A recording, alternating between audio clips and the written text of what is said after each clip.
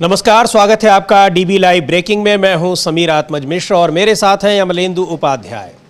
जम्मू कश्मीर के पहलगाम में हुए आतंकी हमले में 5वां दिन है, लेकिन अब तक कोई ठोस कार्रवाई होती दिखाई नहीं पड़ रही है।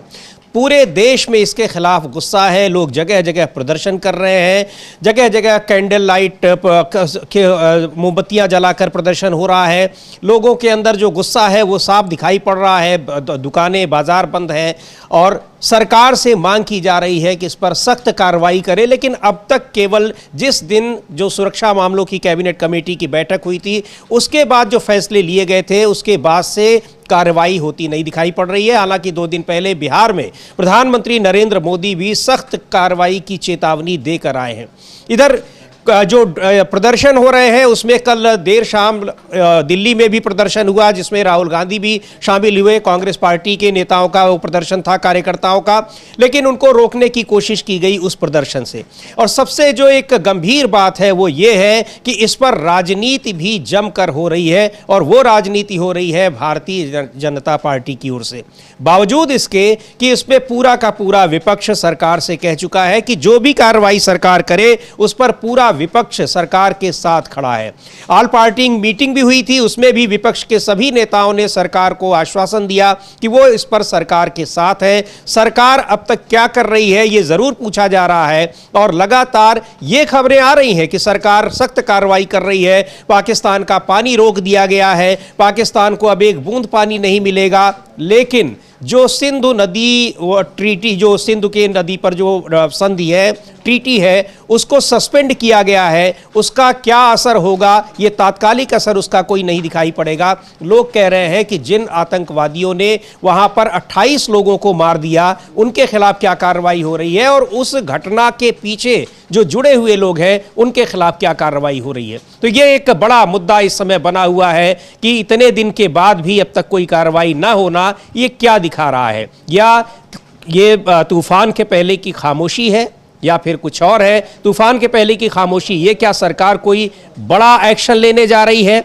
लेकिन लोग ये जरूर पूछ रहे हैं कि अब तक हो क्या रहा है। हाँ, बिल्कुल समझ लीजिए, लोग सवाल पूछ रहे हैं और लोग बार बार जो है वो वीडियो जो है उसको शेयर कर रहे हैं कि जब डॉक्टर मनमोहन सिंह 26/11 के बाद मुंबई पहुंचे थे और प्रेस से भी बातचीत की थी, सर्वदलीय बैठक भी थी, उसको सबको याद कर रहे हैं। लोग सवाल पूछ रहे हैं कि प्रधानमंत्री नरेंद्र मोदी ने अभी तक ना तो राष्ट्र के नाम संबोधन दिया, ना कश्मीर पहुँचे, और ना प्रधानमंत्री नरेंद्र मोदी ने जो था कोई राष्ट्र को संदेश दिया कि क्या होगा क्या नहीं होगा, जबकि वो अपने सारे राजनीतिक कार्यक्रम, चुनावी कार्यक्रम सब पूरा कर रहे हैं। बिहार हो आए, फिर बिहार जा रहे हैं, चंद्रबाबू नायडू से मिल लिए, वहां जाने का भी कार्यक्रम बनेगा, ये सारे कार्यक्रम चल रहे हैं। और कल जो एक सर्वदलीय बैठक में प्रधानमंत्री नहीं गए थे, इसको लेकर भी बड़ी आलोचना हो रही है, सवाल पूछा जा रहा है। हाँ, यही सवाल पूछा जा रहा है कि आखिर प्रधानमंत्री किस काम में व्यस्त थे, क्या इससे बड़ा कोई काम था? यानी सर्वदलीय बैठक का मतलब समीर जी ये है कि एक कंसेंसस जो है वो तैयार हो रहा है, पूरे राष्ट्र की तरफ से पूरी दुनिया को एक संदेश दिया जा रहा है कि इस मसले पर राष्ट्र एकजुट है। हमारे अंदर किसी भी तरीके का कोई भी वैचारिक मतभेद इस मसले पर नहीं है। पार्टियां अपनी अपनी जगह हैं, उनकी विचारधारा अलग हैं, लेकिन जहां तक राष्ट्र का सवाल है सब एकजुट खड़े हुए हैं। विपक्ष ने ये एकजुटता दर्शाई समीर जी, लेकिन प्रधानमंत्री नरेंद्र मोदी उस समय नेतृत्व करने के लिए तैयार नहीं थे, वहां मौजूद नहीं थे, तो इसका एक गलत संदेश गया और इसी को लेकर प्रधानमंत्री सवाल उठाए। लेकिन कल जो एक और घटना हुई है समीर जी, वो काफी ज्यादा निंदनीय है। और घटना ये है कि राहुल गांधी ने कल कैंडल मार्च में भाग लिया। कांग्रेस ने दिल्ली में कांग्रेस ने देश भर में जो थे वो कैंडल मार्च निकाले थे। और जो के.सी. वेणुगोपाल कांग्रेस के महासचिव हैं, उनका कहना यह है कि जब राहुल गांधी मार्च में भाग ले रहे थे तो गांधी स्मृति भवन पर पुलिस ने अराजक स्थिति पैदा की और उस कार्यक्रम को डिस्टर्ब किया, राहुल गांधी को रोका गया। वो ट्वीट है उनका, हम लोग दिखा भी सकते हैं कि देखते हैं। के.सी. वेणुगोपाल कांग्रेस पार्टी के महासचिव हैं, सांसद हैं, क्या कहा है उन्होंने? आरोप लगाया है कि जब वो कैंडल मार्च में शामिल हो रहे थे, राहुल गांधी शामिल हुए, उनको रोकने की कोशिश की गई। यानी उस कार्यक्रम को, जो विरोध प्रदर्शन था, शांतिपूर्ण तरीके से विरोध प्रदर्शन हो रहा था, उसको रोकने की कोशिश की गई। के.सी. वेणुगोपाल का कहना है कि जिस मुद्दे के लिए पूरा देश एकजुट है उसके लिए निकाले जा रहे शांतिपूर्ण कैंडल लाइट मार्च को राज्य प्रायोजित तरीके से बाधित करना पूरी तरह से अनसुना और बेहद शर्मनाक है। विपक्ष के नेता Rahul Gandhi ji all India Congress committee से महात्मा गांधी स्मृति मार्च तक, यानी कांग्रेस पार्टी के दफ्तर से लेकर महात्मा गांधी स्मृति तक मार्च निकाल रहे थे, लेकिन दिल्ली पुलिस ने इस पर आपत्ति जताई और कार्यक्रम स्थल पर पूरी तरह से अराजकता और भ्रम की स्थिति पैदा कर दी। दिल्ली पुलिस का यह आचरण संकट के समय एकता और एकजुटता के विचारों के प्रति भाजपा की खोखली प्रतिबद्धता को उजागर करता है। यानी उस विरोध प्रदर्शन में जो वहां पर घटना हुई है पहलगाम में, जिस तरह से आतंकी हमला हुआ है, उसको लेकर जो पूरे देश में विरोध हो रहा है, गुस्सा है, उसी का एक प्रदर्शन था, कांग्रेस पार्टी की ओर से किया जा रहा था। तो उसमें राहुल गांधी भी शामिल हुए, लेकिन उनको रोकना इस विरोध प्रदर्शन में ये निश्चित तौर पर एक आपत्तिजनक है, जो आपत्ति जताई है कांग्रेस पार्टी ने। लेकिन अमलेंदु जी, केवल कांग्रेस पार्टी ही नहीं, देश में तमाम जो राजनीतिक दल हैं, सामाजिक लोग हैं, सामाजिक कार्यकर्ता हैं, आम नागरिक हैं, जगह जगह प्रदर्शन और गुस्सा है लोगों के खिलाफ कि आखिर अब तक इसमें मामले में सरकार ने किया क्या है। सवाल पूछा जा रहा है, लेकिन सरकार क्या बता नहीं रही है, या जो अभी हमने कहा कि ये तूफान से पहले की खामोशी है, कोई बहुत बड़ा कदम उठाने वाली है सरकार, शायद इसलिए वो खामोश है? क्या वजह इसकी हो सकती है? नहीं, सरकार कोई अगर कदम उठाने जाने वाली है समीर जी, तो सरकार का जो कदम उठाएगी उसको विपक्ष ने पूरा समर्थन दिया है। तो लेकिन अगर ये संदेश भी दिया जा रहा है, कैंडल मार्च जलाकर अगर दुनिया को बताया जा रहा है कि देश जो है इस घटना के खिलाफ खड़ा हुआ है, पूरे देश में एकजुटता है, तो इसमें पुलिस के द्वारा इस तरीके से रोकने का क्या मतलब बनता है? और नेता प्रतिपक्ष जो है वो जब कैंडल मार्च में शामिल हो रहा है और तब आप वहाँ इस तरीके के व्यवधान पैदा कर रहे हैं, ये साफ तौर पर समझा जा सकता है कि भारतीय जनता पार्टी से ही शासित होती है दिल्ली की पुलिस। केंद्रीय गृह मंत्री उनके अधीन आती है दिल्ली की पुलिस। तो केसी वेणुगोपाल यही सवाल उठा रहे हैं और इसलिए भाजपा को सीधे सीधे केसी वेणुगोपाल ने टारगेट किया है और तमाम लोग जो है भाजपा को सीधे सीधे टारगेट कर रहे हैं। समीर जी, अगर मान लीजिए कोई बड़ा एक्शन लिया भी जा रहा है और जैसे ही खबरें चल रही 48 घंटे में कोई बड़ा एक्शन होगा और सेना तैयार है, ठीक है, सेना तैयार है, बहुत अच्छी बात है, सेना तैयार है, क्या एक्शन लिया जाएगा वो बात की बातें हैं, लेकिन जो अभी जनता की तरफ से संदेश दिया जा रहा है उसको रोकने की कोशिशें क्यों हो रही हैं? सैनिक कार्रवाई समीर जी अपनी जगह होती है, लेकिन जनता की कार्रवाई, जनता का जो भरोसा है वो दूसरी जगह होता है। तो जनता जब ये संदेश दे रही है, 140 करोड़ लोग पूरे देश के जो हैं वो पूरी दुनिया को, पाकिस्तान को संदेश दे रहे हैं कि हम इस मसले पर एकजुट हैं। कोई राजनीति नहीं कर रहे, सरकार के साथ खड़े हैं और स्पष्ट रूप से कह चुके हैं, स्पष्ट रूप से कह चुके हैं सरकार के साथ खड़े हैं। सरकार के क्या, देश के साथ खड़े हुए हैं। बिल्कुल, सरकार तो चूंकि सरकार को नेतृत्व करना है इसलिए सरकार के साथ है, वरना पूरे देश के साथ खड़े हुए हैं। तो ऐसे समय में इस तरह की कार्रवाइयां बहुत ज़्यादा निंदनीय हैं। और राहुल गांधी जब पहुंचे कल समीर जी, वहाँ पहलगाम गए थे, जम्मू कश्मीर पहुंचे थे, उस पर जो भारतीय जनता पार्टी के सांसद हैं डॉक्टर राधा मोहन दास अग्रवाल, उन्होंने एक बड़ा ही भद्दा जो है रिप्लाई राहुल गांधी के उस पोस्ट पर दिया है। हम अपनी टीम से कहेंगे कि अगर वो उसको दिखा सकें तो बड़ा बढ़िया होगा समीर जी, कि राधा मोहन दास ने आखिर जो है वो क्या टिप्पणी की है, उस पर लिखा है, वो हम आपको दिखाते हैं। लेकिन राहुल गांधी अमेरिका से अपनी यात्रा को छोड़कर बीच में वापस आए और उसके बाद वो जम्मू कश्मीर गए। ये ट्वीट है राधा मोहन दास अग्रवाल का, उसको जो उसमें वो लिख रहे हैं कि उस यात्रा पर वो टिप्पणी कर रहे हैं, लेकिन चूंकि वहां पर गृह मंत्री जरूर गए, प्रधानमंत्री के जाने की भी मांग हो रही है और लोग सवाल उठा रहे हैं कि प्रधानमंत्री वहां क्यों नहीं गए, बिहार में चुनावी सभा को संबोधित करने के लिए गए। तो इसको लेकर जो सोशल मीडिया में, हालांकि कांग्रेस पार्टी ने उनके बिहार जाने पर या कश्मीर जाने पर कोई सवाल नहीं उठाया, बिहार जाने पर जरूर सवाल उठाया कि ये मौका नहीं है जब पूरा देश शोक में डूबा हुआ है, तो आप चुनावी सभा में वहां जाएं और वहां पर चुनाव की बातें करें। लेकिन इस पर जो सवाल उठा रहे हैं भारतीय जनता पार्टी के सांसद, वो देखने लायक है और वो कह रहे हैं कि आप वहां जाएंगे लेकिन हम लोग भी जाएंगे, हमारा जो हम गृह मंत्रालय की जो स्टैंडिंग कमेटी है, मैं उसका चेयरमैन हूं, हमको भी जाना है डेलीगेशन के साथ, लेकिन हमने अपने कार्यक्रम को रद्द किया। ये लिख रहे हैं, जो राधा मोहन दास अग्रवाल का ट्वीट है कि आप सिर्फ फुटेज बनाने गए थे, आज आपने अपनी पब्लिसिटी के लिए सिक्योरिटी फोर्सेस को डाइवर्ट और हलकान किया है। हम संसद की गृह मामलों की स्थायी समिति के चेयरमैन हैं और समिति का 26 अप्रैल को जम्मू कश्मीर स्टडी टूर जाना था। सभी सदस्यों ने सर्वसम्मति से इन्हीं कारणों से टूर स्थगित कर दिया। तो ये एक बहुत ही कह लीजिए कि आपत्तिजनक आरोप है कि वहाँ अगर लोकसभा में नेता प्रतिपक्ष और एक राष्ट्रीय पार्टी के बड़े नेता जा रहे हैं, वहाँ पीड़ितों से मिल रहे हैं, घायलों से मिल रहे हैं, जिन लोगों से वहाँ पर सॉलिडेरिटी दिखा रहे हैं, संवेदना जताने के लिए गए हैं, और सबसे बड़ी बात यह कि जो वहाँ पर एक साथ देने की बात होती है, क्योंकि इस घटना से कश्मीर के लोग भी बहुत पीड़ित हैं, प्रभावित हैं और लगातार उनकी भी रिएक्शंस आ रही हैं, वहाँ भी लगातार विरोध प्रदर्शन हो रहे हैं।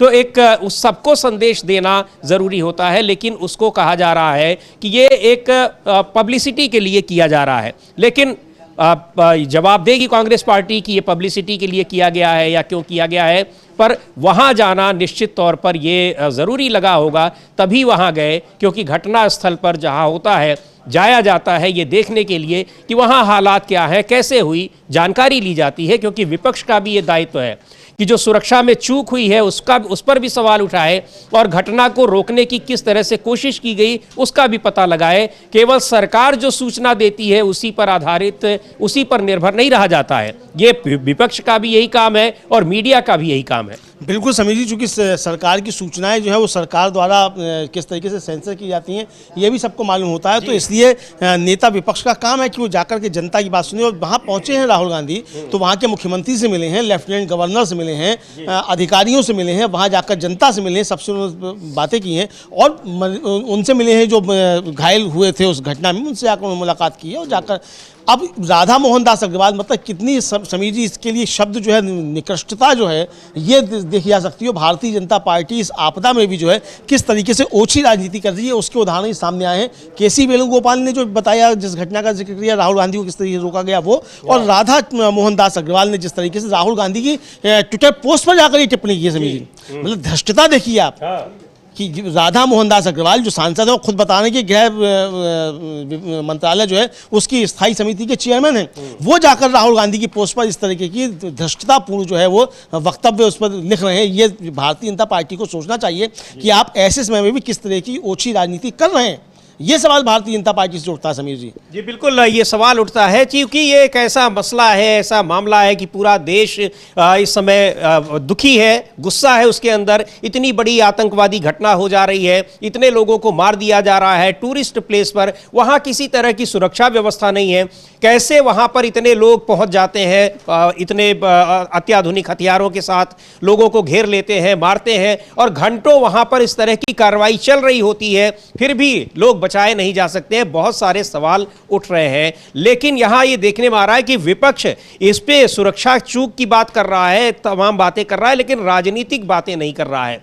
राजनीति से जुड़े हुए तमाम कार्यक्रम स्थगित कर दिए गए। कांग्रेस पार्टी ने जो नेशनल हेराल्ड को लेकर जिस तरह से सोनिया गांधी, राहुल गांधी के खिलाफ चार्जशीट दायर की गई थी, तो कांग्रेस पार्टी ने देश के 57 शहरों में विरोध प्रदर्शन करके अपनी प्रेस कॉन्फ्रेंस के जरिए बताने की कोशिश की थी, ये तैयारी की थी कि ये पूरा मसला है क्या, उसके बारे में किस तरह से राजनीतिक विद्वेष की वजह से फंसाया जा रहा है, ये कांग्रेस पार्टी का कहना था। तो उसने 57 शहरों में प्रेस कॉन्फ्रेंस का कार्यक्रम बनाया था, लेकिन उसको स्थगित कर दिया गया। All India Muslim personal law board ने वक्फ कानून के खिलाफ जो देश भर में उसका अभियान चल रहा है, 3 दिन के लिए उसको सस्पेंड कर दिया। लेकिन तो वहां पर विपक्ष ये संदेश देने की कोशिश कर रहा है कि इस पर राजनीति नहीं होनी चाहिए, लेकिन भारतीय जनता पार्टी के नेताओं की तरफ से यदि इस तरह के बयान आते हैं तो निश्चित तौर पर यह दुर्भाग्यपूर्ण है। और सबसे बड़ी बात तो यह कि प्रधानमंत्री नरेंद्र मोदी खुद अपना सऊदी अरब का कार्यक्रम छोड़कर, बीच में छोड़कर आए,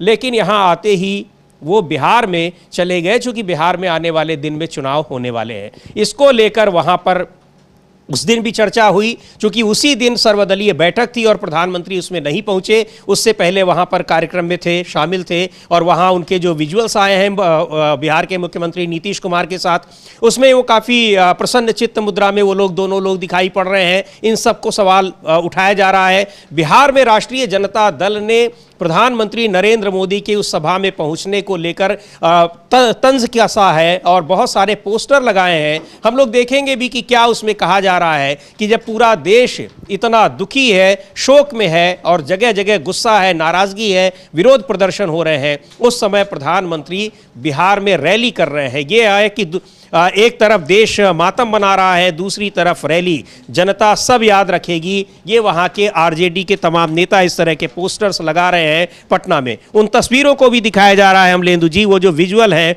मुख्यमंत्री नीतीश कुमार और प्रधानमंत्री नरेंद्र मोदी किस तरह से हंसते हुए बातें कर रहे हैं। अगले दिन की ही घटना थी। हाँ, अगले ही दिन की घटना थी और तुरंत वहाँ प्रधानमंत्री पहुँच गए और चुनावी भाषण भी खूब अच्छे तरीके से दिया प्रधानमंत्री ने और चुनावी कार्यक्रमों में भी हिस्सा लिया। और जनता दल यू ने तो एक तरीके से समीर जी कहा जाए कि प्रधानमंत्री के कार्यक्रम की पूरी पोल खोलकर रख दी, जब संजय झा ने ये कहा, जो कार्यकारी अध्यक्ष हैं जनता दल यू के, कि उनके तमाम नेता और कार्यकर्ता जो प्रधानमंत्री की रैली में व्यस्त हैं, तो इसी सर्वदलीय बैठक में उपस्थित नहीं होंगे। तो यानी बता दिया कि प्रधानमंत्री की रैली जो है कितनी ज़्यादा जरूरी है, सर्वदलीय बैठक जरूरी नहीं है। ये जनता दल यू ने बता दिया और प्रधानमंत्री नरेंद्र मोदी की जो एक तरह से कहा जाए जो मानसिकता है उसको भी उजागर कर दिया कि उनके लिए क्या ज़्यादा जरूरी है। इसको लेकर बहुत सारे सवाल उठ रहे हैं और तमाम विपक्ष जो है इसको आरोप लगा रहा है। इधर समीर जी, एक जो वीडियो काफ़ी ज़्यादा वायरल हुआ गुजरात का, जो केंद्रीय मंत्री है CR पाटिल, वो पहुँचे जब एक परिवार के पास जिनकी एक जान चली गई थी, उनकी पत्नी किस तरीके से गुस्से में CR पाटिल से सवाल पूछ रही हैं, कह रही है कि हमारे टैक्स पेयर के पैसे पर आप लोग जो है सब वो सुरक्षा लेकर घूमते हैं। एक एक मंत्री जो कितनी सुरक्षा लेकर घूमता है, लेकिन पर्यटकों के लिए सुरक्षा क्यों नहीं थी? और मेरे घर का जो साया था वो उठ गया, मैं अपने बच्चे को अगर डॉक्टर इंजीनियर बनाना चाहती थी तो मैं इसको कैसे बनाऊँ, कौन इसका करेगा? ये सवाल वो जो उठाती हुई दिखाई पड़ रही हैं, उसको लेकर कांग्रेस ने उसी को ट्वीट करते हुए और कांग्रेस ने जो है सवाल पूछा है कि जब चूक जो है वो सुरक्षा में चूक का जिम्मेदार कौन, जवाब दे मोदी सरकार। उस वीडियो को ट्वीट करते हुए कांग्रेस ने पूछा है समीर जी। और ये पूछा इसलिए है कि सुरक्षा में चूक का जिम्मेदार कौन, चूंकि किरण रिजिजू जो थे, जो केंद्रीय संसदीय कार्य मंत्री हैं, वो जब सर्वदलीय बैठक के बाद बाहर आए थे तो उन्होंने साफ तौर पर कहा था कि जो चूक हुई है उसके बारे में बताया गया सर्वदलीय बैठक में सभी लोगों को, और क्या क्या उस पर एक्शन उठाया जाना ये भी बताया गया। लेकिन हाँ अमलेंदु जी, वो चूक हुई है उसको किरण रिजिजू ने बताया, उसकी हम लोगों ने चर्चा की है, इस कार्यक्रम में भी की है। चूक क्यों हुई, जिम्मेदार कौन है, किसी जिम्मेदार के खिलाफ कोई कार्रवाई नहीं हुई है, और उसमें किस तरीके से सुरक्षा में चूक, और जिस समय ये हमला हो रहा था उस समय सुरक्षा की क्या व्यवस्था थी, तो ये दोनों ही मैटर पर अब तक कोई कार्रवाई नहीं हुई है। और दूसरी बात ये भी है कि जो दोषी हैं उनके खिलाफ क्या कार्रवाई हुई है, अब तक किसी भी जिसमें कोई हमलावर भी नहीं पकड़ा गया है, ये सबसे गंभीर बात है। हाँ, कोई हमलावर नहीं पकड़ा गया है और बताया जा रहा है कि साहब वहाँ जो आतंकवादी थे उनके घरों पे बुलडोजर चल गया। कौन क्या था ये तो सब बात की चीज़ें होंगी, लेकिन इसके पीछे जिसका हाथ है उस पर क्या कार्रवाई हो रही है, कौन लोग थे, उसकी कोई पहचान हुई कि नहीं हुई, ये तमाम चीज़ें। और सबसे बड़ा सवाल ये है कि जैसा कि जो अंग्रेज़ी अखबार इंडियन एक्सप्रेस उसकी खबर थी समीर जी कि वहाँ निशिकांत दुबे 10 दिन पहले जो थे कार्यक्रम कर रहे थे अपनी शादी का 25वीं सालगिरह का, और उसमें ज़बरदस्त सुरक्षा व्यवस्था थी। और यही सवाल जो है तमाम लोग पूछ रहे हैं कि जब निशिकांत दुबे के लिए इस तरह की व्यवस्था हो सकती है तो आम पर्यटक थे उनके लिए सुरक्षा क्यों नहीं थी? और प्रधानमंत्री नरेंद्र मोदी ने जब ये कहा था कि साहब बहुत अच्छा वहाँ करेंगे और अब बिल्कुल जो है स्वर्ग हो गया है जम्मू कश्मीर, ये कहा था उन्होंने, तो उसके बाद ये घटना इस तरीके से कैसे होगी? तो जाहिर सी बात है कि आतंकवादियों ने घटना की, लेकिन सवाल तो ये उठेंगे सुरक्षा में जो चूक हुई है उसको लेकर भी, और सरकार खुद मान रही है। मैं देख रहा था कि एक टीवी चैनल की क्लिप जो है वो वायरल हो रही है काफ़ी ज़्यादा, और उसमें एक एंकरानी जो है वो सपा के प्रवक्ता हैं, उनसे कुछ कह रही हैं, तो उस पर वो कह रहे हैं कि जब सरकार खुद कह रही है कि चूक हुई है तो चूक पर सवाल भी नहीं उठेगा कि चूक क्यों हुई है, इसका जिम्मेदार कौन है। तो कांग्रेस ने भी पूछा है कि ये चूक का जिम्मेदार कौन है, उसको कौन है और कौन है, उसकी पड़ताल की गई या नहीं की गई, और उसके खिलाफ क्या एक्शन लिया गया। एक बार सुनते हैं क्या कहा था संसदीय कार्य मंत्री किरण रिजिजू ने कि सुरक्षा में चूक हुई है, और उसकी बात स्वीकार की थी सर्वदलीय बैठक के बाद, जिसमें सभी पार्टियों के नेता, विरोधी दलों के भी और सत्ता पक्ष के भी उस बैठक में शामिल थे, और उस बैठक की अध्यक्षता की थी रक्षा मंत्री राजनाथ सिंह ने। सुन लेते हैं किरण रिजिजू को कहा क्या था सर्वदलीय बैठक के बाद उन्होंने। भारत पहले भी करते आया है और भी आगे करेंगे, उसके बारे में सरकार की ओर से ऑल पार्टी मीटिंग में रखा है। हमारे ऑफिशियल्स की ओर से, आईबी की ओर से, होम मिनिस्ट्री के ऑफिशियल्स की ओर से ब्रीफिंग किया गया है, घटना कैसे हुई और कहाँ चूक हुई इसका भी बताया, और जो जगह जहाँ घटना हुई उस जगह में वो मेन रोड पे नहीं है, पैदल चलना पड़ता है या घोड़ा से चलना पड़ता है, जो लगभग वहाँ से 2.5 घंटे 2 घंटे दूर जिस मीडो से जहां ये घटना हुई उसके बारे में बताया और सब पार्टी को बताया कि सब कुछ अच्छा चलते हुए भी ये घटना एक चूक हुई है और इससे सब दुखी हैं और ऐसा घटना आगे नहीं होना चाहिए। इसके लिए क्या क्या प्रबंधन किया गया है इसके बारे में ऑफिशियल्स अपने ब्रीफिंग में एक्सप्लेन किया है। उसके बाद सब पार्टी ने कहा कि सरकार के साथ है और आतंकवाद के खिलाफ इस लड़ाई में सारे पॉलिटिकल पार्टी सरकार के साथ खड़ा है और पूरा देश खड़ा है। ये संदेश भी तो ये एक चूक हुई है, उसकी पड़ताल की जा रही है और ये सर्वदलीय बैठक में ये स्वीकार किया सरकार ने, क्योंकि उसमें विपक्ष के नेताओं ने भी ये सवाल उठाया कि आखिर ये घटना कैसे हो गई है। तो उसको लेकर लेकिन अब तक क्यों हुई चूक कुछ भी पता नहीं चला। कोई जिम्मेदार था नहीं पता चला, किसी के खिलाफ कोई एक्शन लिया हुआ हो नहीं पता चला और सरकार ने अब तक उन लोगों को पहचान कर उनके खिलाफ क्या कार्रवाई की है अब तक उस पर भी खामोशी है। लेकिन उसको पहले ही दिन जो घटना के अगले दिन सीसीएस की बैठक के बाद तमाम कदम उठाए गए, उन कदमों पर क्या किया जा रहा है, यानी पाकिस्तान के नागरिकों को देश छोड़ने के आदेश दिए जा रहे हैं। बहुत सारे जो घुसपैठिए हैं उनको गिरफ्तार किया जा रहा है। अहमदाबाद गुजरात में अभी करीब 400 घुसपैठियों को गिरफ्तार करने की हिरासत में लेने की खबरें आ रही हैं। बड़ा सवाल यह है अमलेंदु जी कि ये 400 लोग अचानक एक ही दिन में कैसे आइडेंटिफाई हो गए? अगर ये पता था तो उनको पहले ही हिरासत में लिया जाना था, या ये सारी कार्रवाइयां सिर्फ ये है कि बताने के लिए है और वास्तव में जो कार्रवाई होनी चाहिए वो नहीं हो रही है, तो उसको कैसे छिपाया जाए? हाँ देखिए, बिल्कुल जो छुपाने के लिए चीज़ें हो रही हैं किस लिए हो रही हैं अब ये तो सरकार जाने की किस लिए हो रही है। लेकिन अगर 400 या आप मैं देख रहा हूँ शायद वो संख्या बढ़ गई है, 574 बताया जा रहा है। 400 या 574 संख्या पे विवाद नहीं है, लेकिन अगर सैकड़ों की संख्या में सिर्फ गुजरात, और कहाँ से है? गुजरात से, मोदी जी के गुजरात से, बहुत सुरक्षित हिंदुत्व की प्रयोगशाला, सबसे बड़ा सुरक्षित, वहाँ से अगर अवैध नागरिक जो हैं बांग्लादेशी बताए जा रहे हैं कि बांग्लादेशी हैं, जो भी हो, पाकिस्तानी हो, बांग्लादेशी हो, चाहे जो भी हो, या ऐसे लोग हों जिनके पास कागज नहीं, अगर ऐसे लोग हैं तो फिर ये सरकार पर प्रश्न चिन्ह लगता है। सीधे सीधे मोदी जी पर भी प्रश्न चिन्ह है, अमित शाह पर भी है और गुजरात की सरकार पर भी है कि अगर ये अवैध लोग आ गए हैं तो आए कैसे हो, गुजरात तक कैसे पहुंच गए? और अभी तक वो वहां पर हैं। अब अचानक उनको आइडेंटिफाई किया गया, उनको हिरासत में लिया गया। अचानक हिरासत में लिया गया। तो अब जो है बताया जा रहा है कि साहब वो इतने लोग जो थे वहां थे, तो ये सवाल निश्चित तौर पे अब वहां की सरकार पर उठ रहे हैं। इधर समीर जी, जिस तरीके से पीयूष गोयल जो एक केंद्रीय मंत्री हैं, उनका एक वक्तव्य जो आया उसको लेकर कांग्रेस ने बहुत गंभीर सवाल जो उठाए हैं। असल में हम कहेंगे कि अगर हम पे हो मोबाइल तो हम लोग सुन भी सकते हैं कि कहा क्या था पीयूष गोयल ने, जिसको लेकर कांग्रेस जो है वो बहुत ज्यादा हमलावर हुई और यहाँ तक कि शर्मनाक तक कांग्रेस ने जो कहा है। समीर जी एक बार कांग्रेस के ट्वीट का जिक्र करते हैं, लेकिन पीयूष गोयल को सुन लेते हैं कि उन्होंने ऐसा क्या कहा जिस पर कांग्रेस पार्टी उन पर हमलावर है और उनके इस बयान को शर्मनाक कह रही है। बड़े वरिष्ठ मंत्री हैं पीयूष गोयल केंद्र सरकार में, सुनते हैं कहा क्या है उन्होंने। जब तक 140 करोड़ भारतवासी देशभक्ति और राष्ट्रवाद को अपना परम धर्म मानते नहीं है, तब तक इस प्रकार की घटनाएं देश को परेशान करते रहेंगे।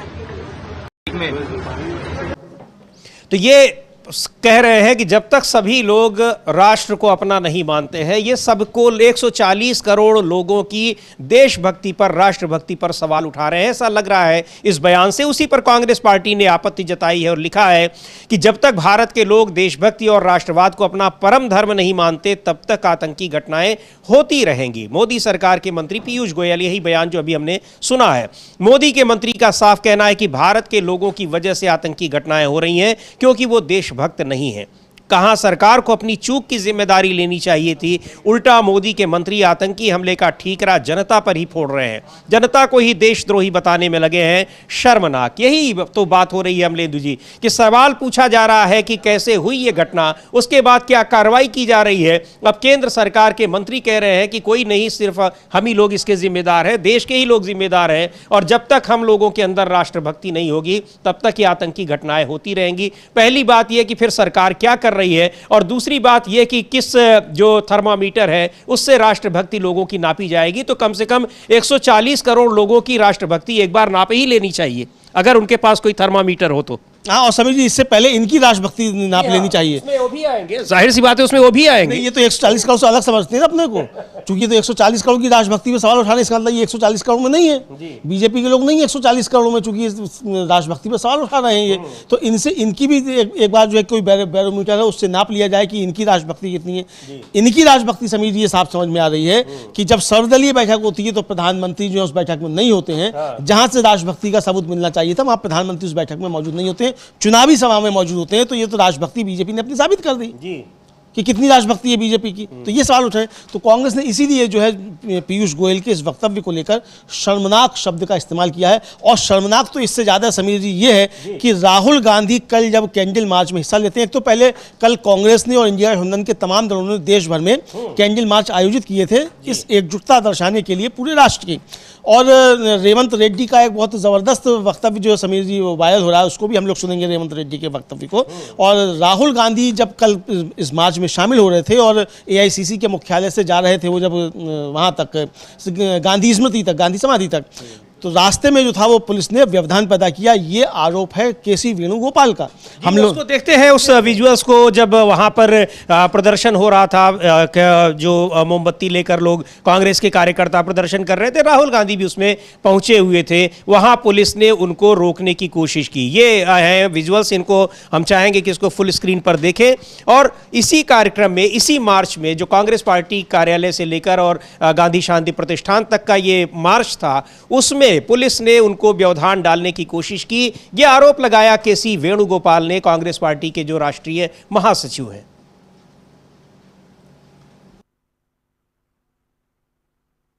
और केसी वेणुगोपाल का कहना यह है कि जिस मुद्दे के लिए पूरा देश एकजुट है, उसके लिए निकाले जा रहे शांतिपूर्ण कैंडल लाइट मार्च को राज्य प्रायोजित तरीके से बाधित करना पूरी तरह से अनसुना और बेहद शर्मनाक है। विपक्ष के नेता राहुल गांधी जी कांग्रेस कार्यालय से महात्मा गांधी स्मृति तक मार्च निकाल रहे थे, लेकिन दिल्ली पुलिस ने इस पर आपत्ति जताई और कार्यक्रम स्थल पर पूरी तरह से अराजकता और भ्रम की स्थिति पैदा कर दी। दिल्ली पुलिस का यह आचरण संकट के समय एकता और एकजुटता के विचारों के प्रति भाजपा की खोखली प्रतिबद्धता को उजागर करता है। ये लिखा है केसी वेणुगोपाल ने। और इस मार्च को रोकने की कोशिश की दिल्ली पुलिस ने, यह आरोप है केसी वेणुगोपाल का। और वो कह रहे हैं कि ये शांतिपूर्ण मार्च है, जो हम जो वहाँ पर जो मारे गए हैं लोग, जो तमाम पर्यटक देश भर के अलग अलग हिस्सों के लोग, उनके उस शांति के लिए और इस घटना को, जो ये आतंकी घटना है, इसके विरोध में ये शांतिपूर्ण मार्च निकाला गया है। जगह जगह निकाला गया। कल विपक्ष के तमाम नेताओं की ओर से इसको निकाला गया और बहुत सारे आम लोग भी जगह जगह इसके खिलाफ लगातार प्रदर्शन कर रहे हैं घटना के बाद से ही। लेकिन उसको रोकने की कोशिश निश्चित तौर पर ये बहुत ही आपत्तिजनक है और ये आपत्ति जताई है कांग्रेस पार्टी ने, केसी वेणुगोपाल ने। हाँ, केसी वेणुगोपाल ने आपत्ति जताई है और बहुत गंभीर आपत्ति जो जताई गई है। और समीर जी, हम लोगों ने चर्चा की, एक तो ये बीजेपी को भी कैंडल मार्च निकालने चाहिए थे। बीजेपी की तरफ से मैंने तो नहीं सुना कि अभी तक इस तरीके को कैंडल मार्च निकले हैं या किस तरीके की बातें हुई हैं। सर्वदलीय बैठक से प्रधानमंत्री गायब रहते, तो ये सवाल उठ रहे हैं। लेकिन समीर जी, इससे भी ज़्यादा जो भद्दी बात है वो ये है कि डॉक्टर राधा मोहन दास अग्रवाल, जो बीजेपी के राज्यसभा सदस्य हैं, वो राहुल गांधी की उस पोस्ट पर जाकर क्या टिप्पणी करते हैं जिस पोस्ट पर राहुल गांधी बता रहे हैं कि वो क्यों गए थे वहां और वहां से वो संदेश दे रहे हैं एकजुटता का। पहलगाम कश्मीर से राहुल गांधी जो एकजुटता का संदेश दे रहे हैं, राहुल गांधी की उस पोस्ट पर जाकर राधा मोहन दास अग्रवाल जो है बेहद ही गंभीर और बेहद ही आपत्तिजनक टिप्पणी जो है वो ट्वीट कर रहे हैं। और जो ये राहुल गांधी ने जो कहा था वहां कश्मीर में जाकर, समीर जी अगर आप बता दें तो मुझे लगता है ज़्यादा अच्छा रहेगा। बिल्कुल, उसको हम लोग सुनते भी हैं। और राहुल गांधी जब कश्मीर गए थे, वहां पर उन्होंने मीडिया से बात की थी और वहां घायलों से मुलाकात भी की थी। तो उन्होंने लिखा था ट्वीट करके कि पहलगाम में हुआ दुस्साहसी आतंकी हमला एक भयावह त्रासदी है। मैं यहां के हालात को समझने और मदद करने आया हूं। जम्मू कश्मीर के सभी लोगों ने इस भयावह हमले की निंदा की है और पूरी तरह से देश का समर्थन किया है।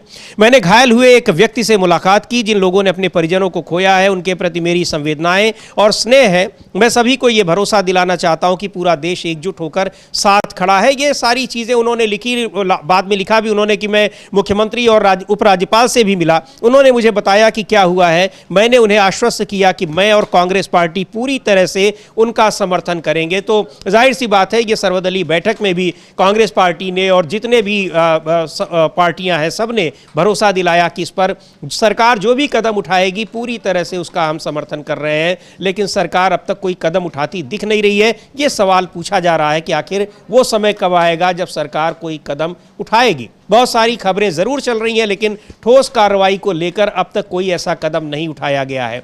पर यह बात बहुत ही हैरानी वाली है, जो राहुल गांधी के जम्मू कश्मीर जाने को लेकर जो टिप्पणी की है, बहुत ही वरिष्ठ नेता हैं राधा मोहन दास अग्रवाल, और उन्होंने लिखा है गृह मंत्रालय की, खुद ही बता भी रहे हैं कि मैं गृह मंत्रालय की जो स्टैंडिंग कमेटी है उसका चेयरमैन हूं, और वो ये टिप्पणी कर रहे हैं कि वहां जा गए आप, वो फोटो सेशन कराने के लिए गए थे, पब्लिसिटी लेने के लिए गए थे। तो एक तरह से अमलेंदु जी, प्रधानमंत्री नरेंद्र मोदी के उस जगह जाने या उस पर शोक जताने की बजाय बिहार में जाकर चुनावी सभा करने की को ये एक तरह से जायज़ ठहरा रहे हैं या उसको जस्टिफाई कर रहे हैं? जस्टिफाई क्या करना है समीर जी, इसमें पूरी भारतीय जनता पार्टी इस मसले पर एकदम से बैकफुट पर आ गई है। और चूंकि प्रधानमंत्री ने चुनाव को प्राथमिकता दी और राष्ट्र की एकता अखंडता को प्राथमिकता नहीं दी और सर्वदलीय बैठक में प्रधानमंत्री नहीं पहुंचे, तो बीजेपी एकदम बैकफुट पर आ गई है और सरकार को स्वीकार करना पड़ा कि सुरक्षा में चूक हुई। किरण रिजिजू ने खुद बताया कि सरकार ने स्वीकार किया कि सुरक्षा में चूक हुई। तो इसको लेकर भारतीय जनता पार्टी जो समझ नहीं पा रही है कि वो अब किस तरीके से बात करे। तो अब जो है जो लोग राष्ट्र की एकता के लिए राष्ट्र के साथ खड़े हुए हैं, उनके ऊपर इस तरीके के तुच्छ हमले जो है वो भारतीय जनता पार्टी की तरफ से शुरू हो गए।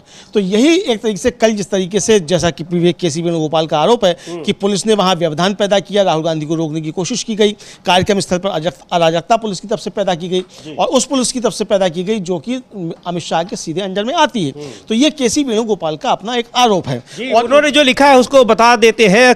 राधा मोहन दास अग्रवाल ने जो लिखा है राहुल गांधी के जम्मू कश्मीर जाने को और वहां पर पीड़ितों से, घायल से मुलाकात करने को लेकर, वो लिख रहे हैं कि आप सिर्फ फुटेज बनाने गए थे, आज आपने अपनी पब्लिसिटी के लिए सिक्योरिटी फोर्सेस को डाइवर्ट और हल्कान किया है। हम संसद की गृह मामलों की स्थायी समिति के चेयरमैन हैं और समिति का 26 अप्रैल को जम्मू कश्मीर स्टडी टूर जाना था।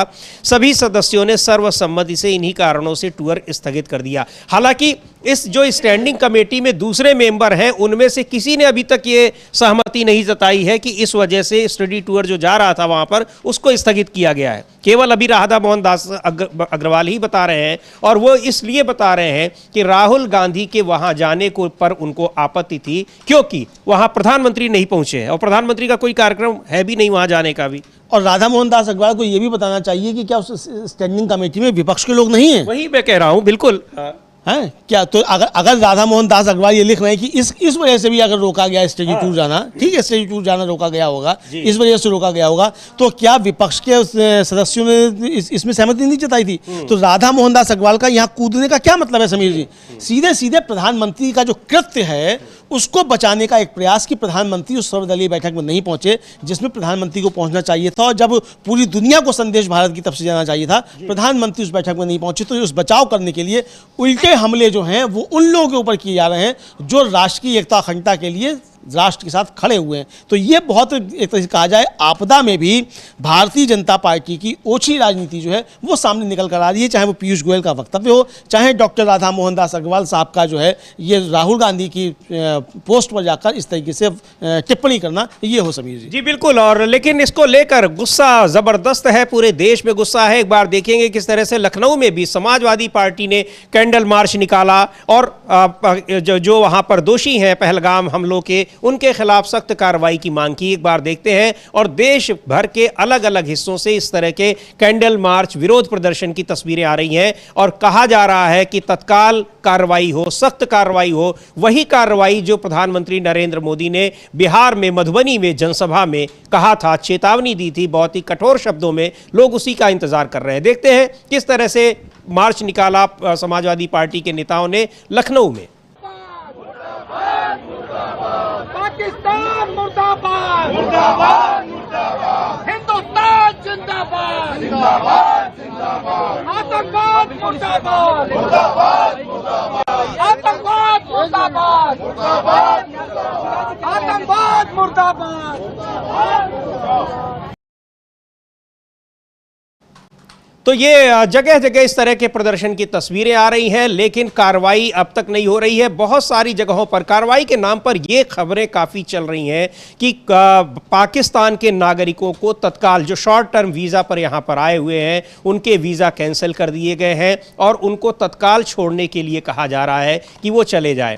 उनके छोड़ने से, लेकिन ये एक स्ट्रेटजी है, जो भी है इसको सरकार ने कदम उठाया है, पर जो वहाँ इस घटना के जिम्मेदार हैं और जिन्होंने इसको एक तरह से कॉन्स्पिरेसी की है, संरक्षण दिया है, उनके खिलाफ क्या कार्रवाई हो रही है, सबसे महत्वपूर्ण ये है और पूरा देश यही जानना चाहता है। अमलेंदु जी। हाँ बिल्कुल, पूरा देश यही जानना चाहता है कि आखिर क्या कार्रवाई हुई है। और जब सरकार ने, समीर जी खुद ये कहा है कि भाई वहाँ चूक हुई, तो चूक हुई तो उसको लेकर कार्रवाई क्या हुई, ये तो सवाल बनता ही है सबसे पहले। और ये बात जो है सरकार ने खुद मानी है, ऑल पार्टी बैठक, जो सर्वदलीय बैठक हुई उसमें माना है उन्होंने। और जैसा ये तर्क दिया गया कि साहब जो निजी टूर ऑपरेटर्स थे वो जो थे वहाँ ले गए, उसको नहीं खोला गया था। तो सवाल ये है कि हमें देख रहा था, ये कश्मीरी जर्नलिस्ट है, उसका एक वीडियो वायरल हो रहा है। वो कह रहा है कि मैं अगर अपने घर से पहलगाम तक जाऊं तो 10 किलोमीटर के रास्ते में मुझे कम से कम 200 जगह रोका जाएगा और सारी चीज़ें पूछी जाएंगी कि आपके पास आई कार्ड है कि नहीं है। बीइंग जर्नलिस्ट भी मुझको 200 जगह रोका जाएगा। लेकिन ये आतंकवादी वहां कैसे पहुंच गए इतनी सख्त सुरक्षा में, इस पर सवाल क्यों नहीं उठ रहा है कोई भी। और ये सवाल तो है निश्चित तौर पर समीर जी। और सरकार चूंकि जानती है कि अगर प्रधानमंत्री नरेंद्र मोदी उस बैठक में उपस्थित होते तो विपक्ष ये सवाल पूछता। बाद में पूछा भी, मल्लिकार्जुन खड़गे ने कहा भी कि एक तो प्रधानमंत्री को उस बैठक में होना चाहिए था, उस बैठक में प्रधानमंत्री मौजूद नहीं थे, चूंकि आखिरी निर्णय उनका होता है तो इसलिए उनको उसमें उपस्थित रहना चाहिए था। लेकिन सरकार से जो चूक हुई है, और वहाँ जब टायर जो है वो सिक्योरिटी थी, यानी त्रिस्तरीय वहाँ सुरक्षा थी, तो ऐसे में ये आतंकवादी वहाँ तक पहुँच कैसे गए, इसको लेकर सरकार का क्या रुख है, इसको लेकर भी सवाल जो थे वो उठ रहे थे। और ये बहुत सवाल अब उठ रहे हैं समीर जी। बिल्कुल, वहां सुरक्षा चूक को, निश्चित तौर पर इतना संवेदनशील इलाका है, टूरिस्ट प्लेस है, वहां पर हजारों टूरिस्ट पहुंचे हुए हैं, क्यों उनकी सुरक्षा में कोई नहीं है। और वहां कैसे ये हमलावर, जिनको बताया जा रहा है कि कम से कम 5, 6, 7 की संख्या में रहे होंगे, ये भी अभी स्पष्ट नहीं है। कुछ की स्केच वगैरह जारी भी हुए हैं, अब तक उनकी पहचान नहीं हो पाई है, और जबकि घटना की जिम्मेदारी भी वहां पर टीआरएफ ने ली है। लेकिन ये सबसे बड़ी बात यही है कि आखिर कैसे पहुंच गए वहां, उस जगह जहां जगह जगह पर एक पॉइंट पर चेकिंग की जाती है, लोगों से पूछा जाता है। और दूसरी बात ये कि जहां इतनी बड़ी संख्या में पर्यटक थे, वहां पर पुलिसकर्मी, सुरक्षा बल कोई नहीं था। वहां 1-2 की संख्या में कोई रहे हो तो रहे हो, नहीं तो 2000 से ज्यादा जहां पर्यटक आए हुए हों देश के अलग अलग हिस्सों से, वहां के वो लोकल भी नहीं है, वहां पुलिस और सुरक्षा की कोई व्यवस्था नहीं हो, ये तो हैरान करने वाली बात है। ये तो किसी दूसरी जगह पर भी ऐसा नहीं होता है। कश्मीर, जम्मू कश्मीर और पहलगाम, वो तो वैसे भी इतना संवेदनशील इलाका है, वहां कैसे इतना मान लिया गया कि बिल्कुल सुरक्षित जगह है और यहां सुरक्षा देने की कोई आवश्यकता नहीं है। बहुत बड़ा सवाल है और कई सवाल हैं जिनके जवाब मांगे जा रहे हैं, लेकिन जवाब देने वाला कोई नहीं है। हाँ, जवाब देने वाला कोई नहीं है। और आखिर सरकार जवाब से, मतलब सवालों के जवाब देने से भागती क्यों है जी? संसद में हो तो वहां भागती है, बाहर हो तो वहां भागती है। सवालों की भी जा रही है। अभी कपिल सिब्बल ने कहा कि संसद का अब एक विशेष सत्र बुलाया जाए, जैसे जम्मू कश्मीर में 28 तारीख को बुलाया गया है विधानसभा का विशेष सत्र, और उसमें इन सारे मुद्दों पर जानकारी दे सरकार, और जिसकी जो जिज्ञासा है वो पूछा जाए और सरकार बताए कि क्या कठोर कदम उठाया जा रहा है घटना को अंजाम देने वालों के खिलाफ और उसका षड्यंत्र रचने वालों के खिलाफ। हाँ बिल्कुल। और जो कहा कपिल सिब्बल ने, समीर जी, उनका कहना यह है कि प्रधानमंत्री को कुछ सुझाव देना चाहता हूं। मतलब सुझाव उन्होंने दिए हैं। एक तो ये कि संसद का विशेष सत्र बुलाकर इस घटना पर चर्चा की जाए और सभी से सुझाव लिए जाएं, क्योंकि देश उनके साथ खड़ा है और आतंकी और कुछ नहीं है, वो उसके लिए उसका कोई धर्म नहीं है। ये प्रस्ताव सर्वसम्मति से पारित करके दुनिया के सामने देश की भावना को व्यक्त किया जाना चाहिए, ये उनका कहना है। और अगर हम ऐसा कदम नहीं उठाएंगे तो हम मतलब कूटनीतिक दबाव नहीं बना पाएंगे। और जाहिर सी बात है समीर जी कि ये कूटनीतिक दबाव का मामला है, चूंकि देखिए जमीनी युद्ध बहुत मुश्किल है। और इसलिए मुश्किल है कि दुनिया में जिस तरीके की चीज़ें चल रही हैं और जो भरोसा प्रधानमंत्री को उनके मित्र डोनाल्ड ट्रंप के ऊपर था, वो तो जो गजब गुरु निकले। मतलब हमारे प्रधानमंत्री का जैसा ऐतिहासिक ज्ञान है उससे भी आगे निकले हैं। वो तो बता रहे हैं कि 1000 साल से भारत और पाकिस्तान जो है वो लड़ रहे हैं, 1500 साल से सीमा विवाद पे, सीमा विवाद 1500 साल से और 1000 साल से लड़ रहे हैं। अब पूछा जाए कि क्या 1000 साल पहले पाकिस्तान था? भाई 14 अगस्त 1947 को तो पाकिस्तान बना, 100 साल का तो हुआ भी नहीं है अभी पाकिस्तान। भारत तो था 5000 साल से भी, 5 लाख साल से भी, लेकिन पाकिस्तान तो अभी पैदा हुआ, अंग्रेजों का बनाया हुआ है पाकिस्तान। एक कृत्रिम राष्ट्र है, आर्टिफिशियल कंट्री है, आर्टिफिशियल नेशन है। कल को फिर भारत में उसका विलय हो सकता है, अखंड भारत फिर बन सकता है, सब कुछ हो सकता है। लेकिन ट्रंप साहब बता रहे हैं कि वो भारत के भी नजदीक हैं और पाकिस्तान के भी नजदीक हैं। यानी यहां उन्होंने अपने मित्र जो है नरेंद्र मोदी जी, उनका पक्ष नहीं लिया। ये कहा मैं इनका भी मित्र हूं, उनका भी मित्र हूं। तो ये डोनाल्ड ट्रंप ने जिस तरह की बातें की हैं, तो मुझे लगता है कि ऐसे समय में कपिल सिब्बल का जो सुझाव है वो काफी महत्वपूर्ण, हम लोग सुन भी सकते हैं कि जी बिल्कुल सुनते हैं कपिल सिब्बल ने क्या कहा है, क्या सुझाव दिए हैं। और उनमें सुझाव में एक बड़ा महत्वपूर्ण सुझाव ये भी है कि संसद का विशेष सत्र बुलाया जाना चाहिए इस मुद्दे पर चर्चा के लिए, बातचीत के लिए, और सरकार क्या कर रही है उस पर वो बताने के लिए। सुन लेते हैं कपिल सिब्बल को कहा क्या है, क्या सलाह दी है उन्होंने प्रधानमंत्री नरेंद्र मोदी को। संदर्भ में मैं 2-3 सुझाव देना चाहता हूं प्रधानमंत्री जी से। पहली बात कि आप एक स्पेशल सेशन ऑफ पार्लियामेंट बुलवाइए, स्पेशल सत्र पार्लियामेंट का बुलवाइए, वहां चर्चा कीजिए, सबकी राय लीजिए, क्योंकि देश आपके साथ खड़ा है। कोई ऐसा विपक्ष का नेता नहीं है जो आपके साथ नहीं खड़ा, क्योंकि ये हिंदुस्तान की सॉवरेनिटी के ऊपर अटैक है। मासूम टूरिस्ट पे गोली चलानी ये कोई इंसानियत का काम नहीं है। Terrorist is a terrorist is a terrorist. आतंकी आतंकी आतंकी है और कुछ नहीं है। वो उसका कोई मजहब नहीं, उसका कोई धर्म नहीं। और आतंकवाद से वो अपने जो इश्यूज हैं पाकिस्तान, वो दुनिया के सामने लाना चाहता है। और उसी संदर्भ में वो सोचता है कि भैया हमारी जो मिलिट्री सिस्टम है पाकिस्तान का वो बरकरार रहेगा। ये तो हुई टेरर अटैक्स की बात। तो मैं क्यों कहता हूं कि सत्र बुलाना चाहिए। पहली बात तो एक रेजोल्यूशन पास होना चाहिए, यूनानिमस रेजोल्यूशन, जिसमें जो देश की भावना है वो स्पष्ट तरीके से अंतर्राष्ट्रीय देशों तक पहुंचनी चाहिए कि हम सरकार के साथ खड़े हैं, देश इकट्ठा है, इस पे कोई मतभेद नहीं है और हम इसको टॉलरेट नहीं करेंगे। पहली बात ये,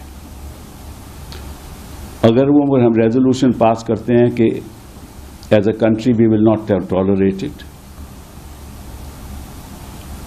तो निश्चित रूप से हमें हर बड़े देशों में, Africa, United States, Europe, China, Japan, Australia, New Zealand, Russia, South America delegations भेजनी चाहिए, जिसमें सरकारी एमपीज भी हों, भाजपा के एमपीज भी हों और विपक्ष के एमपीज भी हों, और कौन किस जगह जाएगा ये तय कर देना चाहिए, ताकि सब अंतर्राष्ट्रीय स्तर पर सब देशों को बताएं कि ये स्थिति है।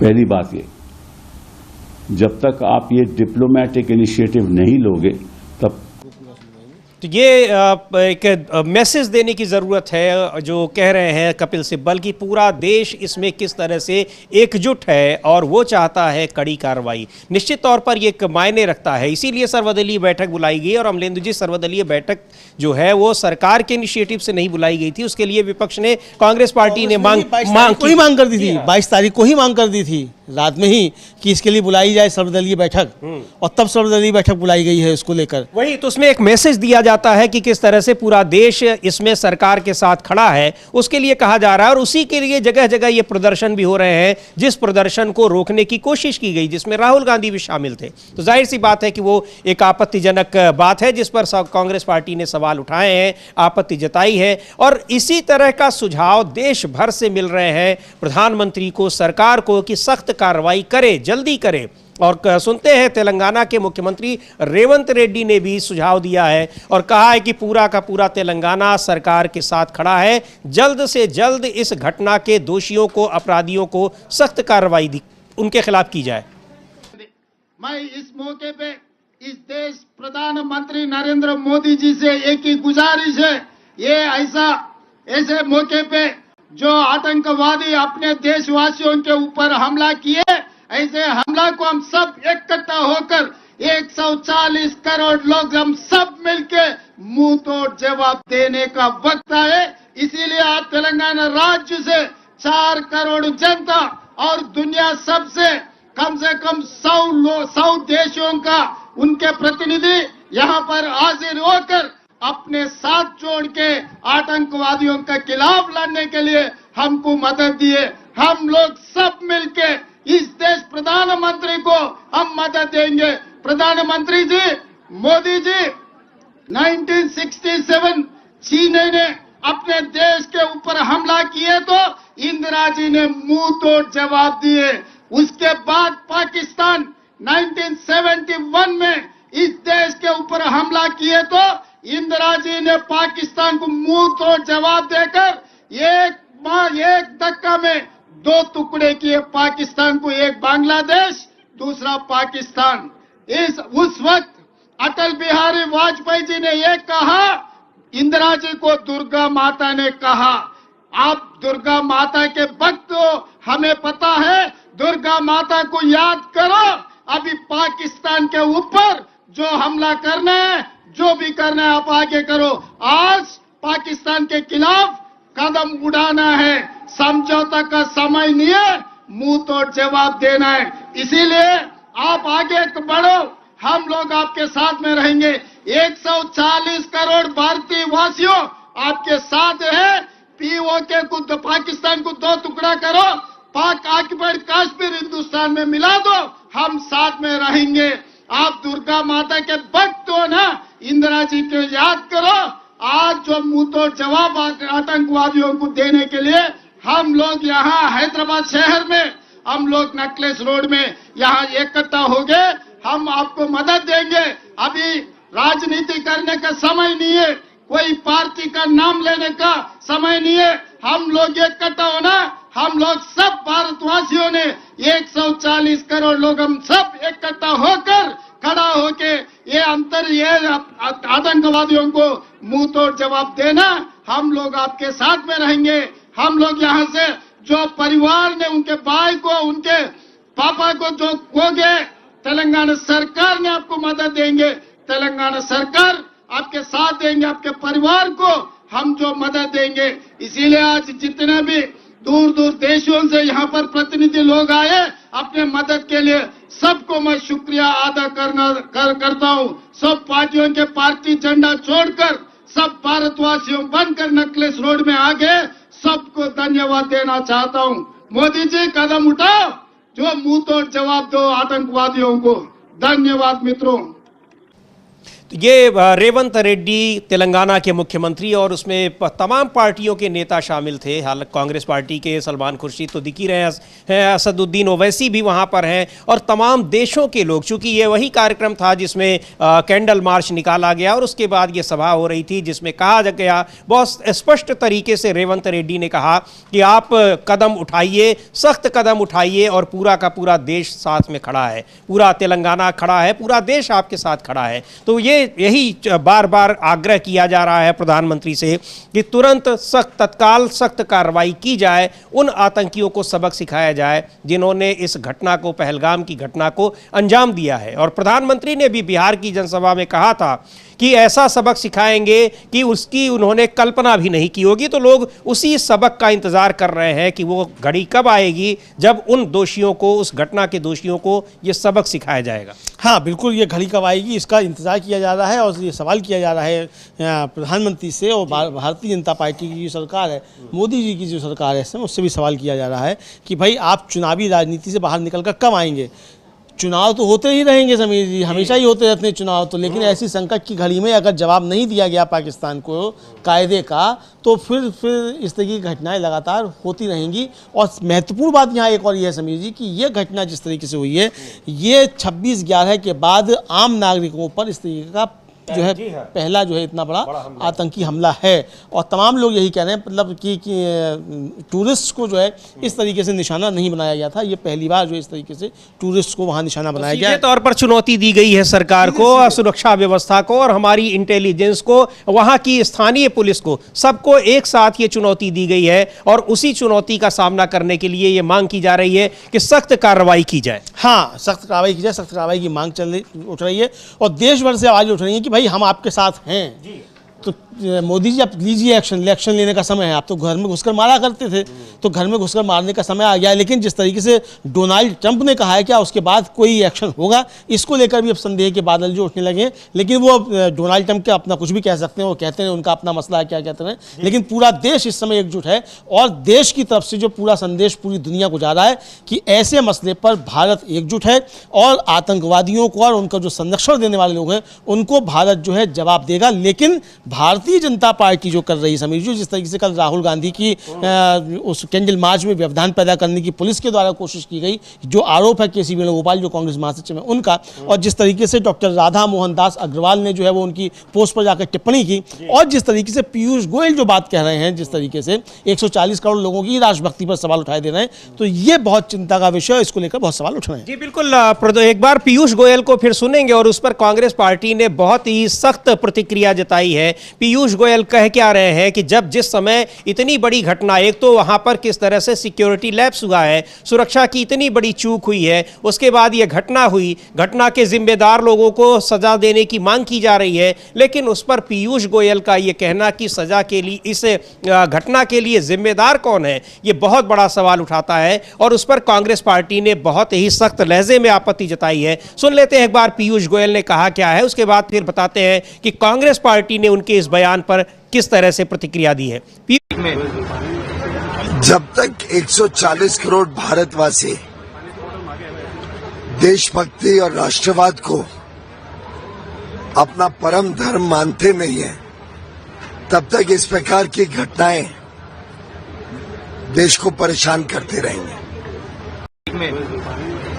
जब तक 140 करोड़ भारतवासी देशभक्ति और राष्ट्रवाद को,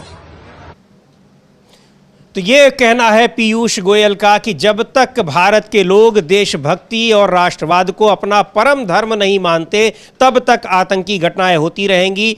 मोदी सरकार के मंत्री पीयूष गोयल ने, कांग्रेस पार्टी ने जो अपनी प्रतिक्रिया दी है उनके इस बयान के बाद, कांग्रेस पार्टी के आधिकारिक ट्विटर हैंडल से लिखा गया है कि मोदी के मंत्री का साफ कहना है कि भारत के लोगों की वजह से आतंकी घटनाएं हो रही हैं क्योंकि वो देशभक्त नहीं हैं। कहाँ सरकार को अपनी चूक की जिम्मेदारी लेनी चाहिए थी, उल्टा मोदी के मंत्री आतंकी हमले का ठीकरा जनता पर ही फोड़ रहे हैं, जनता को ही देशद्रोही बताने में लगे हैं। शर्मनाक, ये कांग्रेस पार्टी का कहना है। और जब कार्रवाई करनी चाहिए उसकी मांग हो रही है, लोग बहुत उम्मीदों के साथ देख रहे हैं, सरकार की ओर निगाहें लगी हुई हैं, खासतौर पर प्रधानमंत्री नरेंद्र मोदी की तरफ।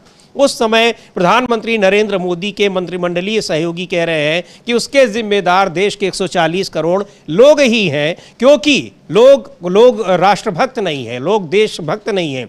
यानी वो पूरे के पूरे 140 करोड़ लोगों की देशभक्ति पर सवाल उठा रहे हैं। ये बहुत हैरान करने वाली बात है। हाँ बिल्कुल, बहुत हैरान करने वाली बात है समीर जी। साफ साफ कहते सुने जा रहे हैं कि 140 करोड़ लोग जो हैं जब तक राष्ट्रवाद नहीं अपनाएंगे, राष्ट्रभक्ति नहीं अपनाएंगे, तब तक ऐसे हमले होते रहेंगे। यानी उन्होंने कह दिया कि 140 140 करोड़ लोग जो हैं वो राष्ट्रभक्त नहीं है और इसलिए हमले होते रहेंगे, ये भी कह दिया। आगे भी कह दिया कि सरकार कुछ नहीं करेगी, हमले होते रहेंगे, क्योंकि 140 करोड़ लोग जो हैं वो राष्ट्रभक्त नहीं है। ये पीयूष गोयल साहब का कहना है। अब मोदी जी बताएं कि उनका मंत्री सच बोल रहा है कि मिथ्या वाचन कर रहा है। ये मोदी जी कृपया देश के सामने आकर बताएं, राष्ट्र के नाम संदेश दें कि पीयूष गोयल का जो वक्तव्य है वो सही है या गलत है। जी बिल्कुल।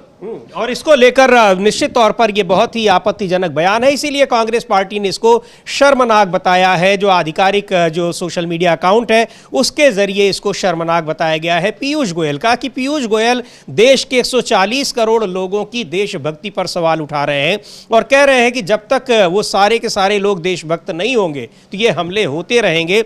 और ये एक बड़ा मुद्दा है और इसको लेकर निश्चित तौर पर पीयूष गोयल ही नहीं, मुख्य प्रधानमंत्री नरेंद्र मोदी भी घिरे नजर आ रहे हैं।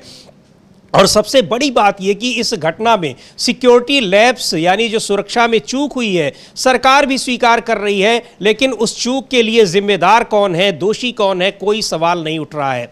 आपको बता दें कि यूनियन टेरिटरी है जम्मू कश्मीर 370 हटने के बाद, और अभी पिछले दिनों वहां पर चुनाव हुए, नई सरकार बनी, लेकिन नई सरकार के पास वहां की स्थानीय पुलिस नहीं है। पुलिस और स्थानीय प्रशासन की जिम्मेदारी जो है वो एलजी के पास है, और जो केंद्रीय एजेंसियां हैं वो एजेंसियां आती हैं केंद्रीय गृह मंत्रालय पर, यानी उसके जो प्रमुख जो प्राइमा फेसी जो जिम्मेदार लोग हैं या तो वहां के उपराज्यपाल हैं जिनकी जिम्मेदारी तय होनी चाहिए, या फिर केंद्रीय गृह मंत्री अमित शाह हैं। और उनके अमित शाह के इस्तीफे की मांग भारतीय जनता पार्टी के ही नेता कर रहे हैं, लेकिन अब तक प्रधानमंत्री नरेंद्र मोदी की तरफ से जिम्मेदार लोगों को लेकर कोई बयान नहीं आया है। सख्त कार्रवाई की जाएगी, ऐसी कार्रवाई जिसकी कल्पना नहीं की गई होगी, लेकिन कार्रवाई भी अब तक होती कहीं दिखाई नहीं पड़ रही है। कहीं कोई कार्रवाई होती अभी तक तो दिखाई नहीं पड़ रही, लेकिन हो सकता है कि तूफान से पहले की शांति हो, बाद में कोई कार्रवाई ये भी हो सकता है। लेकिन अगर बाद में कार्रवाई होगी और कार्रवाई होगी तो इस बीच ये कार्यक्रम स्थगित क्यों नहीं किया जा सकते थे, चुनावी कार्यक्रम समझिए,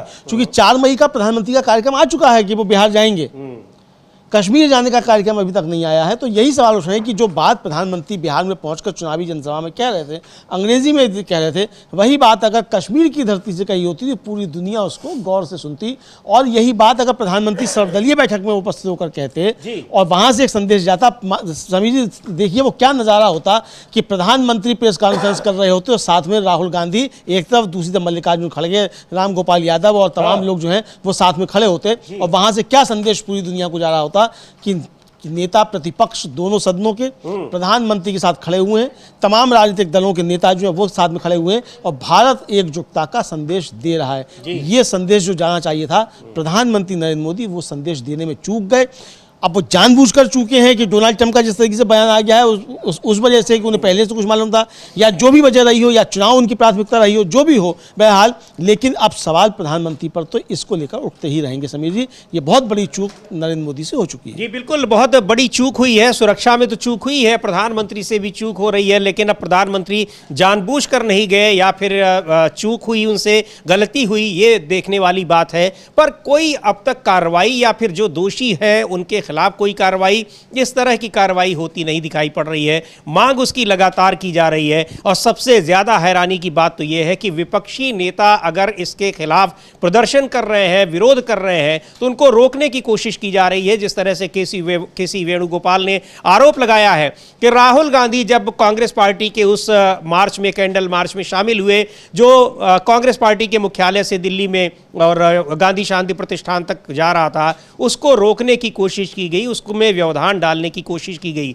इस व्यवधान डालने का क्या इसका मकसद हो सकता है, क्या वजह हो सकती है? शांतिपूर्ण मार्च है और एक मैसेज देने की कोशिश की जा रही है कि पूरा देश इस मामले में आतंकियों को सजा देने की मांग कर रहा है, उसको रोकने की कोशिश का क्या मतलब निकल सकता है? उसी पर आपत्ति जताई है कांग्रेस पार्टी ने कि राहुल गांधी को क्यों रोका गया। और राहुल गांधी इधर जब गए हैं जम्मू कश्मीर, तो उनके जम्मू कश्मीर जाने को लेकर जो टिप्पणी की है राधा मोहन दास अग्रवाल ने, भारतीय जनता पार्टी के वरिष्ठ नेता हैं, सांसद हैं, उसको लेकर भी बड़ी चर्चाएं हैं। और उनकी टिप्पणी तो बहुत ही ज़्यादा हैरान करने वाली, बहुत ही सतही टिप्पणी अमलेंदु जी है जो एक लोकसभा में नेता प्रतिपक्ष के खिलाफ वो कर रहे हैं। सतही नहीं है केवल समीर जी, बहुत ही घटिया टिप्पणी है जो जिस तरीके से कहा जाए, यानी प्रधानमंत्री अगर नहीं गए तो समझा जा सकता है कि चलिए वो चुनाव में व्यस्त थे, लेकिन चुनाव में व्यस्त होना दूसरी बात है, लेकिन इतनी घटिया टिप्पणी करना जो है ये बहुत जो है वो शर्मनाक है। और जो क्या लिख रहे हैं राधा मोहन दास अग्रवाल, वो भी आप एक बार फिर से मतलब आप लिख रहे हैं राधा मोहन दास अग्रवाल कि आप सिर्फ फुटेज बनाने गए थे, आज आपने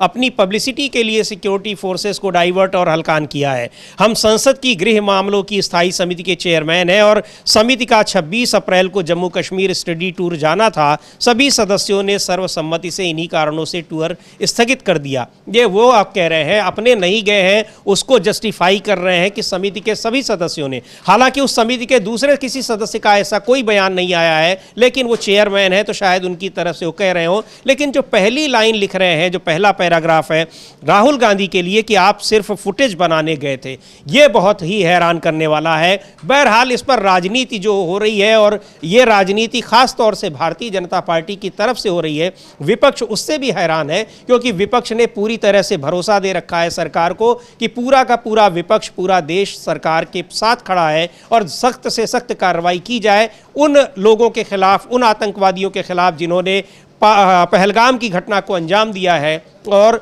जो इस घटना के पीछे हैं, यानी जो षड्यंत्र करने वाले हैं।